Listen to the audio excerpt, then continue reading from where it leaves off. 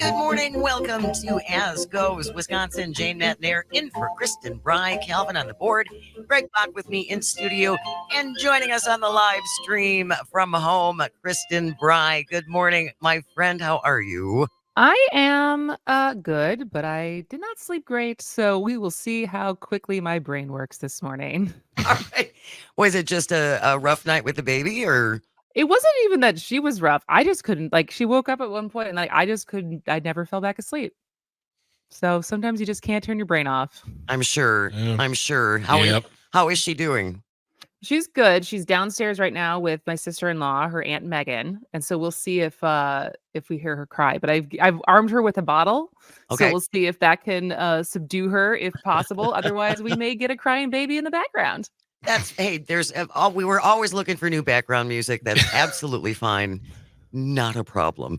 Jane will take Frankie any way she can get Yes, her. I absolutely will. So I'm gonna come and force myself on you this weekend. That's good because Mike's going to the Packer game, so I Oh, he will be, is? and he's going up on Saturday. They're going to spend the night up at the casino, boys trip, and then they're going to the game on Sunday. So I will be here. I will be here trying to find things because this week we got a built-in into our living room, which looks Okay. great. But do you guys ever know the experience of when you try to clean up because there's a new, we're trying to get reorganized, like new things are going here and things just end up in boxes of like my AirPods or my nursing bra or the things that you need on a daily basis that then get put in a box somewhere as your attempt to clean up. And then you go to find it and you have no idea where it is. Where and it you is? spend like Oh, yeah. 15 minutes trying to find the thing that you need. That's kind of like the mode that I'm in right now. So I think this weekend will be a decluttering of sorts, Yeah. as much as Frankie will let me. Well, I will be there so I could keep her entertained while you try Perfect. and find I love that. your nursing bra. I'll take care of the baby. You work. You go Yeah. do You go do the things that you do get done. I'll just watch the baby. I'll just hold her and stare at her and all that fun stuff. That sounds good. All right, we're gonna do the good, the bad, and you have got to be kidding me while you are here with us, Kristin Brey. And this jumped out at me, and I kind of feel badly because I can't believe I agree with this person on anything. But Missouri Senator Josh Hawley wants to get money out of politics. You know who else has said things along those lines is Matt Gaetz. Yes. He's had some fiery floor speeches talking about the corruption and money in politics. That again, it's like, wait, what? We agree. I you know. poofy-haired, pompous Big child. forehead. I was going to say the only thing he and I have in common are our forehead lengths. They go far back. Yeah. But tell me more. I did not hear this about Josh Hawley. Yeah, this is from CNN. Senate Leader McConnell bluntly warned Republican senators in a private meeting yesterday not to sign on to a bill from Josh Hawley that is aimed at limiting corporate money bankrolling high-powered outside groups. McConnell told them that many of them only have their seats because of the super PAC he has long controlled. So that means that they're going to crumble. Yeah. Hawley will crumble. And this is not I'm not making fun of what happened to Senator McConnell a couple months ago, but he isn't the most fiery person. So it's that thing of like, he's coming at you with that grandpa voice, but it's real threatening. You're all right, we're sorry. We will do nothing. You will end us. Oh, absolutely. In an interview, Josh Hawley defended the bill. He said corporate influence should be limited in elections. I think it's wrong. I think it's wrong as an original matter. I think it's warping our politics. And I see no reason for conservatives to defend it. My brain can't take this. Is there more support besides him? Like, this is actually something that we should be applauding, right? As far as no matter who it comes from. So, according to a list of senators obtained by CNN, McConnell singled out a number of lawmakers: Mike Brown of Indiana, Kevin Kramer of North Dakota, Marsha Blackburn of Tennessee, Dan Sullivan of Alaska, Joni Ernst, Iowa, Roger Marshall, Kansas, Susan Collins of Maine, Tom Tillis of North Carolina, Lindsey Graham, Eric Schmidt of Missouri, Ted Budd of North Carolina, J.D. Vance of Ohio, and our very own Ron Johnson. These are all people who support this bill? No, well, apparently, yeah, because McConnell singled out a number of lawmakers who have benefited from his super PAC over the last 3 cycles, just to kind of say, you owe me, kids. We helped get you where you are. This story wins the award for best faces that's made us all make. Like everyone, all three of us have been like, what? Like just pure like shock and horror. In 2018, Josh Hawley got more than $20 million from McConnell's PAC. Wow. I mean, I am just stunned and amazed that he had the guts to do it. Yes. Yeah. But again, we'll see what happens now. Now that Grandpa Mitch has laid down the law. Yeah. I can't see that this is going to go anywhere. It would be wonderful if it would. We talk about this all the time on how money in politics has just corrupted the entire process, and it doesn't work for any of our benefit as constituents. No, it only works for the lobbyists and the corporations that are benefiting from it. I think I heard you guys yesterday talking about taxes and like the tax lobby, as far as like it's in their best interest that you continue to have to pay to get your taxes done. Instead of like every other country where they just send you a bill and they're like, this is how much you owe. But instead it's like, no, we kind of have an idea of how much you owe, but we're going to make you do all of the work. And if you if you screw up, oh God. Oh, this is my brain, my mom brain. If you screw up, you are on the hook for it. It's your problem instead of us being the government knowing how much you owe. Well, and as we were talking about yesterday, it is the IRS wanted to build a place on their website for people to file their taxes. So you don't have to hire someone. You don't have to hire an outside accountant. You don't have to go to H&R Block. You don't have to do all that stuff. And which seems to me like it would be a good thing unless you happen to work in that industry. Yeah, I mean, it's another John Oliver reference I make. You think like, yeah, this makes so much sense. And as soon as they lay down all of the details, you're like, of course they're spending tens of millions of dollars lobbying every year to make sure that it's never easier for us, never cheaper for us. I mean, I was saying about this.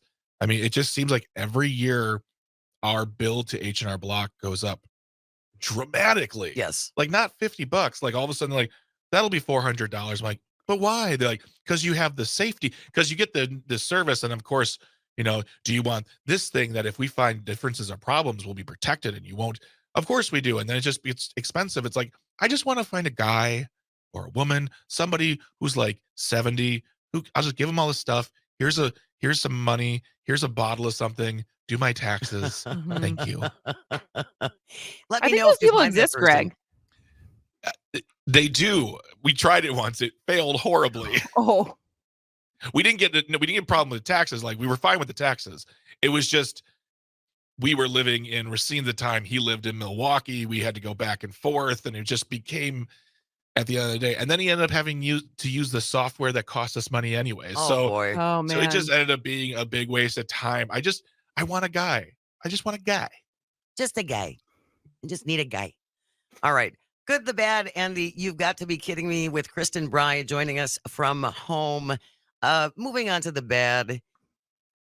And we've talked about this before, Greg, that sometimes there is so much news that we can't even address everything and things get lost. Yeah.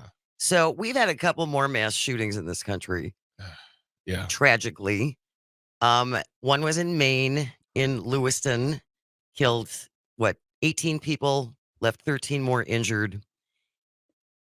Months before this happened, people were voicing their concerns about his mental health. Mm-hmm. This happened also in Louisville, Kentucky, about a year before Connor Sturgeon gunned down his co-workers at a bank in April. Some people close to him knew he was having problems. And yet they were both able to buy guns. And when we have these mass shootings, at least some of our lawmakers always seem to say, well, it's not the guns, it's mental health. Mm-hmm. And yet we don't fund anything to increase or improve our mental health services. And then it's this cycle that just never, ever seems to end. Yeah. Yep. And they were told, they were made aware there was a problem, like going to check up on people, doing wellness checks, things of that, welfare checks, wellness checks. It's just piled onto the frustration that's become this problem in our country. And I don't like, I don't know. I wish I had something profound to say. I do not. Well, and it's just in this one instance, in this shooting that happened in Maine, he was in the Army Reserves, and there was follow-up between local police and the Army Reserves over his apparent paranoia, Yeah. his vocal threats to shoot people. He was acting aggressively in recent months. He was never taken into protective custody or judgmentally incompetent. No one ever took his weapons away. And again, I just think this is indicative. We have to take some actual concrete steps. Well, at least even just with the mental, like, put your money where your mouth is. You think it's mental health and that's what you're saying it is, fund it. If we didn't do it in this state, the year of mental health, that didn't happen because that's just not what the priority was in the final budget, right? Even though, I mean, obviously the year of mental health was coined by Governor Evers, but regardless of the talking points that the Republicans in our state have when it comes to gun rights, um, put an armed police officer in every school. Arm the teachers. Arm the teachers, like, make the security doors stronger. Mm-hmm. But it's still mental health. It's not the guns, but we're Right. not going to actually fund mental health. Yeah, exactly. We have Bill from Economwalk on the line. Good morning, Bill. Thank you for joining us. What do you want to say? As a person who owns a lot of guns and uses them competitively and for the outdoors and never on people, it's simple math. More guns, more deaths. That was spoken to me by my father before he passed away. And Scott Walker was pushing concealed carry. And he said, Bill, after I'm gone, the country is going to turn into Dodge City. Well, we're living in Dodge City as we speak. And these people who can't comprehend, if you have more guns, you'll have more killings, are the problem. It's not even the gun. It's their intelligence or lack of to understand that the more, it's kind of like, can you imagine if you managed alcoholism like that? Can you imagine if you managed a drug program like that? By saying, well, the way to cure this is more drugs or more alcohol. No, it's not. Same way to cure with guns. We have to have a license to drive a car, and we should. If you want to carry a gun, I'm all for it. But get 40 hours a year of training, carry insurance, and renew your license every year. And you're welcome to exercise your Second Amendment right. But it doesn't say in the Second Amendment, all people shall have guns. Thank you so much, Bill. And again, you are a gun owner. And I think a lot of people, a lot of gun owners like you agree with that. It is the extremists who are like the guy from Oklahoma that Jon Stewart interviewed about when will more guns make us safer, because it hasn't happened yet. I just think a lot more people agree with Bill than agree with these free-for-alls, and everybody should have a gun anytime for any reason. All right, so, we're up against the break. We will be right back. Stay with us. Kristin Brey is here. You are listening to As Goes Wisconsin. Stick around. This is the Civic Media Radio Network. Good morning. Welcome to As Goes Wisconsin. Jane Matnair in for Kristin Brey. Calvin on the board. Greg Bach in studio. Mama is with us. Kristin Brey joining us on the stream. You can always watch us on YouTube, Facebook, and Twitter if you want to check in and see how things are doing. No Frankie Lou today. She is being coddled by her auntie. Her auntie, yes. Her auntie's up from, went to Shania Twain last night. She's up from, she lives in Chicago or outside of Chicago. And so her and some of her friends went to Shania Twain. And so she stayed at our house last night. So now she's getting her snuggles in with Francis Louise. That's fabulous. We were doing the good, the bad, and you have got to be kidding me. And we move on now to the you've got to be kidding me, especially for this time of year. Halloween was yesterday. It seems kind of perfect. This is from NBC News. Airbnb and the owner of a Michigan rental that's called The Castle is being sued by a group of 7 women who stayed there. This happened in July for their 50th high school reunion. So this is an old home. It looks kind of spooky. It's got a turret room and all that stuff. And apparently everything was great for the first 3 days. But then on the evening of July 26th, 2 of the senior women staying in the turret room were shocked awake by screeching noises and dark shapes moving along the walls. They ran into the hallway, slammed the door shut, tried to seal it up with blankets. Right after that, another bat came screeching down the hallway. More bats followed. The women ran to the stairs, found it consumed with bats. More and more bats began entering the living quarters. They were coming down the old walls, entering through the gaps in the baseboards. The night was littered with screams that could be heard from one room to the next to the next. We should have spooky music playing right now, and you should be like a Vincent Price type, like. We just finished watching The Fall of the House of Usher on Netflix. Oh, it's so good. It's so good. It's all based on like Edgar Allan Poe spookiness, and like without giving too much away, this feels like one of the death scenes in that movie, that like death by 1,000 bats. And sounds like a terrifying cinematic experience of just being consumed by flying rodents. Oh my God, I have like the goosebumps. It gets worse. The bats got entangled in some of the women's hair. Some of them were hit by the bats. Others were bitten by the bats. Please get on the live stream right now and watch this happening, people. It didn't end until dawn when the bats retreated to the attic. Tell the best part, though. Oh, God, it's just... so they found a large colony of Michigan brown bats living in the attic. The exterminator allegedly found multiple inches of bat guano caking the floor, as well as bat urine running down the basement walls. The exterminator estimated the colony had been there for years. I think I just threw up a little bit in my mouth. Oh my God. So, yes, they're getting sued. Airbnb and the owner of this property after this happened. Rightfully so. I would agree with you. Rightfully so, but Airbnb does a really good job of insulating themselves from those types of things, because they're like, it's not our problem. Sue the homeowner. Like, if it had happened to me, I'd have died. Heart attack, dead. But this is one of the funniest, especially the way you read it. It's so wonderful. Well, it's just like, yeah, absolutely. It's one of those, and it's just these poor women, because it's their 50th high school reunion. So these are women like in their 60s, in their 60s, just don't even know what to do. What do you do? Do you leave? Like, do you go get a hotel for the night? Like, what did they even do after that? I mean, obviously, some of them had to go to the hospital, make sure they didn't have rabies. They have to get rabies shots. Oh my gosh! If you get bit by a bat, you have to go through a rabies series. I'm almost positive. So yeah. Oh, that's why I said all over my body. I said, you got to be kidding me. Woo. Mark my words. This will be a movie in a year to a year and a half. Or at least a scene in a movie. Oh, for sure. And like you said, it would fit right in that Netflix series, the Fall of the House of Usher, which I watched on the recommendation of a listener. It's get so the cast good. From 80. Get the cast from 80 for Brady. Put them in here. Just Rita Moreno just taking it out on batches. Like, I got an Academy Award. That's what I got. That's a great idea.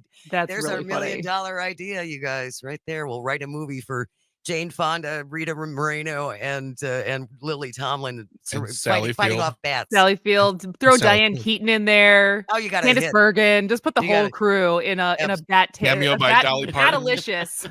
Yeah. Batalicious. Batalicious. Speaking of Batalicious, we only got a couple of minutes left. What did you do with Halloween costumes with the baby? So we had 2. We ended up not doing anything on Saturday. So we went out last night. We just went to dinner, and I'll get to that in a minute. So I decided a while ago that, like, would I be a postpartum mom or would I be the dude from The Big Lebowski? Because both are basically the same. And so I was the dude from Big Lebowski. Mike was Walter, and he actually looked excellent. And That's then great. Frankie was a bowling ball. And Awesome. earlier in the day, she was Daddy's favorite, aka a bottle of ketchup. Perfect. So that was her earlier. Anyone who knows this show knows that my husband is a big fan of ketchup. So Huge that was fan of ketchup. huge fan Yes. of ketchup. So that was her earlier costume. Then we went as the Big Lebowski for the night, but we didn't really have anywhere to go because trick or treating had already happened in our neighborhood. So I was like, all right, well, like let's just go out to dinner so like someone sees our costume. So we go to Maxie's, which is like soul food.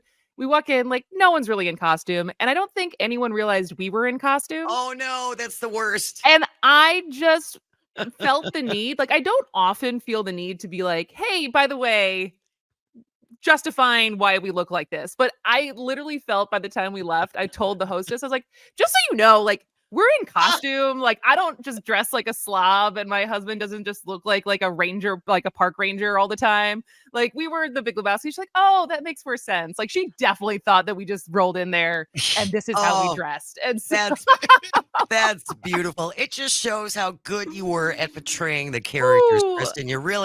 You really embodied them. sure, we'll go with that. All right. Well, have a great week. We will see you next Wednesday at 10:33. Squeeze the baby, and we will see you soon. All right. Bye, guys. Take care, my Bye. friends. We have the top of the hour news is coming up next. We will be back right after that. Stay with us. This is As Goes Wisconsin on the Civic Media Radio Network.